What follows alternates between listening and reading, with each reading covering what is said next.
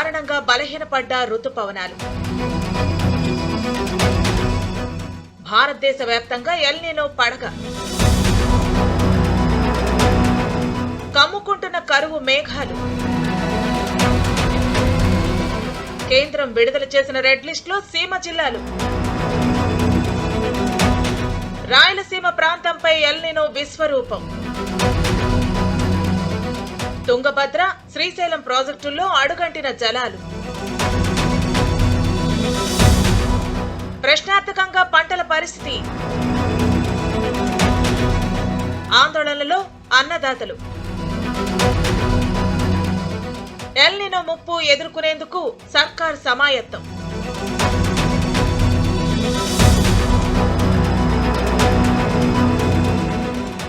El Nino ఈ పదం ఇప్పుడు ప్రపంచాన్ని గజగజ వణికిస్తోంది.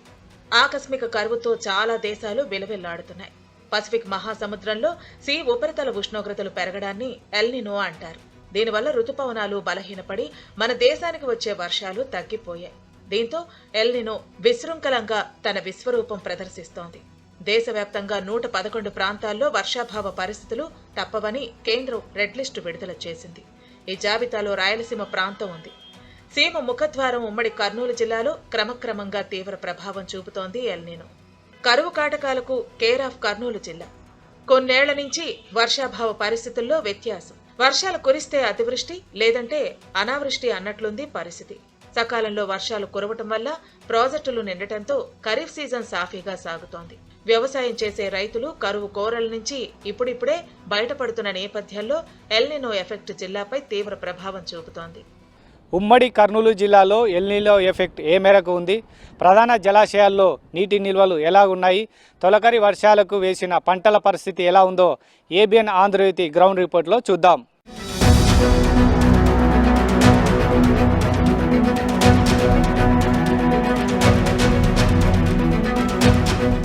ఎల్ నినో కారణంగా వరద ప్రవాహం లేక వెలవెలబోతోంది కృష్ణా బేసిన్. కృష్ణానదిపై నిర్మించిన శ్రీశైలం రిజర్వాయర్ అత్యంత కీలకం. ఏపీ, తెలంగాణ రాష్ట్రాలకు వరప్రదాయిని. గతేడాది ఈ సమయానికి ఎగువ ప్రాంతం నుంచి భారీగా వరద రావడంతో శ్రీశైలం ప్రాజెక్టు గరిష్ట నీటి మట్టానికి చేరి నిండు కుండను తలపించింది. డ్యాంలో నీళ్లు పుష్కలంగా ఉండటంతో కుడి, ఎడమ విద్యుత్ కేంద్రాల్లో నిరంతరాయంగా విద్యుత్ ఉత్పత్తి అయింది.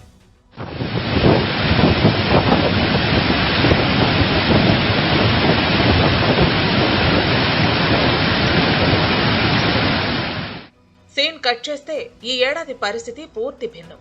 నీలం సంజీవరెడ్డి సాగర్ జలాశయంలో నీటి నిల్వలు అడుగంటాయి. వరద రాక శ్రీశైలం ప్రాజెక్టు ఖాళీగా దర్శనమిస్తోంది. పూర్తిస్థాయి నీటి మట్టం 885 అడుగులు కాగా ప్రస్తుతం 837.80 అడుగులు నీరే ఉంది. పూర్తిస్థాయి నీటి నిల్వ సామర్థ్యం 215 టీఎంసీలు ఉండాల్సి ఉంటే ప్రస్తుతం 58.59 టీఎంసీల నీరే ఉంది. ఇప్పుడు ఇన్ఫ్లో లేదు, అవుట్ఫ్లో కూడా నిల్. గత నెలలో కృష్ణా నది పరివాహక ప్రాంతంలో కురిసిన వానలకు శ్రీశైలం ప్రాజెక్టుకు స్వల్పంగా వరద వచ్చింది. వానలు ఆగటంతో ఆ చిన్నపాటి వరద కూడా 2 రోజులకే నిలిచిపోయింది. మరోవైపు డ్యాంలో నీళ్లు డెడ్ స్టోరేజీలో ఉండటం వల్ల విద్యుత్ ఉత్పత్తి లేనందువల్ల మూగబోయాయి ఉత్పత్తి కేంద్రాలు. శ్రీశైలం దిగువన ఉండే నాగార్జున సాగర్ కూడా నీళ్లు లేక జలకళ తప్పింది.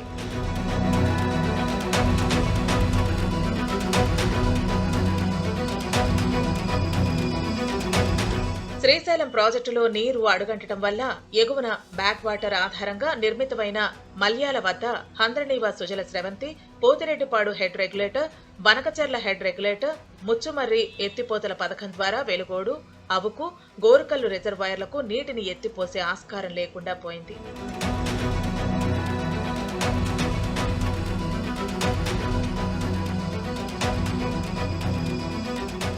ఆంధ్ర, కర్ణాటక, తెలంగాణ రాష్ట్రాలకు వరప్రదాయిని అయిన తుంగభద్ర జలాశయం పరిస్థితి అంతే. నీటి మట్టం డెడ్ స్టోరేజీకి చేరుకుంది. గతేడాది ఇదే సమయానికి ఎగువ నుంచి భారీ వరద రావడంతో 79 టీఎంసీల నీరు నిల్వ ఉండగా ఈ ఏడాది ఒక్క చుక్క నీరు కూడా ఇన్ఫ్లో లేక 9 టీఎంసీల నీరే నిల్వ ఉంది. ఉమ్మడి కర్నూలు జిల్లా ప్రజలకు సాగు, తాగునీటి అవసరాలు తీర్చేది తుంగభద్ర జలాశయం నుంచి వచ్చే దిగువ కాలువనే. ఎల్ఎల్సీ ఖరీఫ్ సీజన్ ప్రారంభమై నెల దాటింది. జూలై మొదటి వారం కూడా అయిపోవస్తోంది. అయినా తుంగభద్ర డ్యాంలోకి చుక్క నీరు చేరక ఎల్ఎల్సీ పరిధిలో వరి, ఇతర పంటల సాగు ప్రశ్నార్థకంగా మారింది. టీబీ జలాశయంలో ఆంధ్ర కోటాలో కర్నూలు జిల్లాకు దాదాపు 24 టీఎంసీల నీటిని కేటాయించారు. నీటి లభ్యత లేకపోవడంతో ఈసారి వాటా 17 నుంచి 18 టీఎంసీలకు మించి ఇచ్చే పరిస్థితి లేనట్లు సమాచారం. వచ్చే నీటితో ఖరీఫ్లో 43,413 ఎకరాలు, రబీలో 107,000 ఎకరాలు కలిపి మొత్తం 151,134 ఎకరాల ఆయకట్టుతో పాటు దాదాపు 140 గ్రామాలకు తాగునీరు అందాల్సి ఉంది. సాధారణంగా జూన్ జూలైలలో కురిసే వర్షాలకు ఆగస్టు వరకు తుంగభద్ర ప్రాజెక్టు నిండుతుంది. కానీ ఈ ఏడాది వర్షాభావం వల్ల జూలై 2వ వారం మొదలైన తుంగభద్ర జలాశయానికి చుక్క నీరు వచ్చి చేరలేదు. 70 ఏళ్ల చరిత్రలో తుంగభద్ర డ్యాంకు జులైలో కూడా వరద రాకపోవటం ఈసారి ఫస్ట్ అని చెబుతున్నారు. ఈ కారణంగా కర్ణాటక, ఏపీ, తెలంగాణ రాష్ట్రాలకు సాగు, తాగునీటి గండం పొంచి ఉంది. తుంగభద్ర జలాశయాలకు వరద ప్రవాహం లేనందున ఈ ఏడాది ఖరీఫ్కు నీళ్లు ఇవ్వలేమని తేల్చి చెప్పారు కర్ణాటక ఇంజనీర్లు. దీంతో కర్నూలు జిల్లా పరిధిలో ఉండే ఎల్ఎల్సీ ఆయకట్టు రైతుల్లో ఆందోళన నెలకొంది.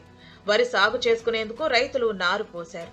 అయితే కర్ణాటక ఇంజనీర్ల ప్రకటనతో ఎల్ఎల్సీ రైతులు ఏం చెయ్యాలో అర్థం కాక దిక్కుతోచని పరిస్థితుల్లో ఉన్నారు. ఎత్తేసినాను, వర్షమేం పెద్ద వాన పడింది. పెద్ద వాన పడితే ఏం చేస్తావు, ఇత్తనాలు నాటాను. ఇత్తనాలు నాటిన తర్వాత ఒక్క వర్షం పడింది. ఒక్క వర్షం పడిన తర్వాత వానే లేదు అస్సలుగా. రెండే వానలు పడింది, వానే లేదు. మా వర్షంకి పల్లెపాటి గ్రామంకి వర్షమే లేదు అస్సలుగా. పెట్టేవాడు 50,000 పెట్టాను, అస్సలు రూపాయి లేదు. ఇప్పుడు పెండ్లం పిల్లలు ఎట్లా బతకాలా, ఎట్లా లేదని వ్యసనం చేస్తున్నాము. గాలి ఫుల్ ఉండదు, గాలి వర్షం లేదు. చెట్టు ఇట్లు కొట్టుకొని ఎండిపోయిన ఆకు ఎండకంటే కూర్చో కానీ చెట్టు పెరగాల మీద లేదు అస్సలుగా. సార్ వాడిపోతున్నాం సార్, శరీరం 2 నెలలు అయింది సార్. మాకు పెట్టుబడి 40,000-50,000 ఎత్తుకు వస్తుంది సార్. మాకు ఇంతవరకు ఏదో ఏం లేదు సార్. మాకు అప్పులు తెచ్చుకొని చాలా బాధపడుతున్నాం సార్. 2 నెలలు అయింది సార్. 2 మాకు వాన పడింది సార్. ఇంతవరకు ఏదంటే వాన అంట లేదు సార్. మరి మా పరిస్థితి ఎట్లా సార్? 4 ఎకరాలు వేసినాము, ఏం మాకు పంట లేదు. మాకు బాధ కనపడుతుంది సార్.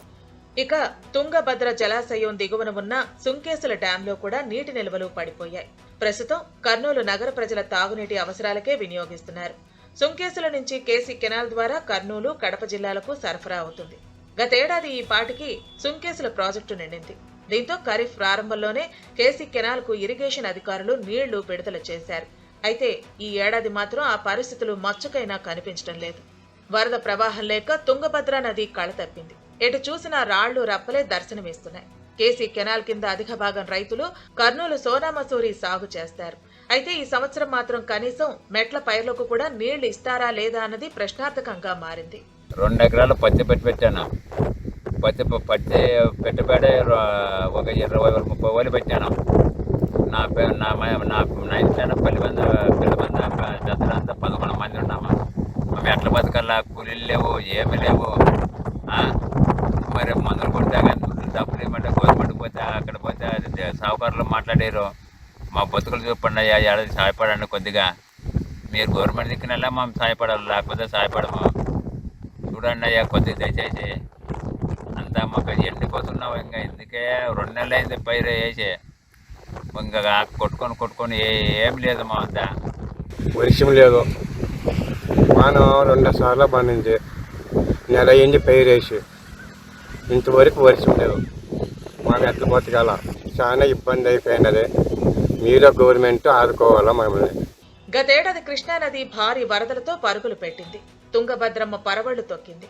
ఈ ఏడాది ప్రవాహాలు లేక వట్టిపోయాయి. తుంగభద్ర, కృష్ణా నదులపై ఉన్న జలాశయాలు నీళ్లు లేక కళతప్పాయి. తొలకరి ఆరంభంలో కురిసిన వర్షాలకు ఉమ్మడి కర్నూలు జిల్లాలో పత్తి, మిరప, ఆముదం, సజ్జ తదితర పంటలు మెట్ట భూముల్లో సాగు చేసుకున్నారు రైతులు. బోర్ల కింద కూడా వివిధ పంటలు వేశారు. జూన్ అంతా జూలై మొదటి వారంలో సాధారణం కన్నా అతి తక్కువ వర్షపాతం నమోదైంది. దీనికి తోడు విపరీతమైన గాలులు భూమి తడారిపోయేలా చేస్తోంది. ఫలితంగా పొలాల్లోని మొక్కలు వాడిపోతున్నాయి. వేలల్లో అప్పులు చేసి సాగు చేస్తుంటే తమ కళ్ల ముందే పంటలు ఎండిపోతున్నాయంటూ వాపోతున్నారు రైతులు. చినుకు కోసం కళ్లు కాయలు కాసేలా ఎదురు చూస్తున్నారు. వర్షాభావ పరిస్థితులు రైతులకు కంటి మీద కునుకు లేకుండా చేస్తున్నాయి.